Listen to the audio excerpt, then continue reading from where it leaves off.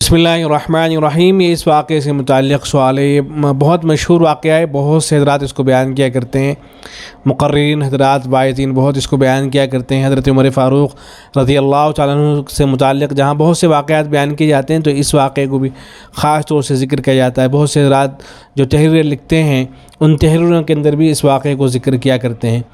واقعہ اس طرح سے بیان کیا جاتا ہے کہ حضرت عمر فاروق رضی اللہ تعالیٰ عنہ کے زمانے میں ایک بوڑھی عورت تھی، اس کا تیل زمین پر گر گیا تھا، اس زمین نے اس تیل کو سارے کو پی لیا تھا، جذب کر لیا تھا۔ وہ بوڑھی عورت اس تیل کے گرنے کی وجہ سے وہاں کھڑی ہو کر رونے لگی۔ اسی دوران حضرت عمر فاروق رضی اللہ تعالیٰ عنہ کا وہاں سے گزرنا ہوا تو حضرت عمر فاروق رضی اللہ تعالیٰ عنہ نے اس عورت سے رونے کی وجہ معلوم کی کہ کیوں رو رہی ہو، تو اس عورت نے سارا قصہ سنایا۔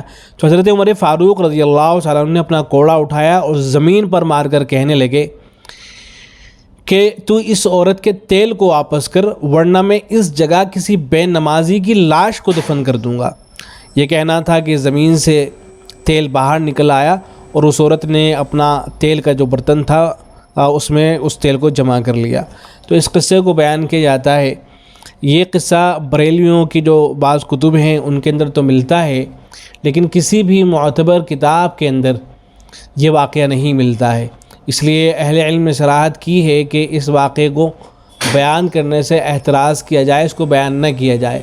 چنانچہ دارالفتہ بن نوری ٹاؤن کا جو فتویٰ ہے اس میں اس واقعے سے متعلق سوال کیا گیا تو جواب میں لکھا گیا ہے کہ ایسا کوئی واقعہ ہمیں تاریخ اور صحابہ کے حالات پر مشتمل مستند کتب میں نہیں مل سکا، لہذا جب تک اس کا معتمد و معتبر سند سے وارد ہونا ثابت نہ ہو، اسے بیان کرنے سے احتراز کرنا چاہیے۔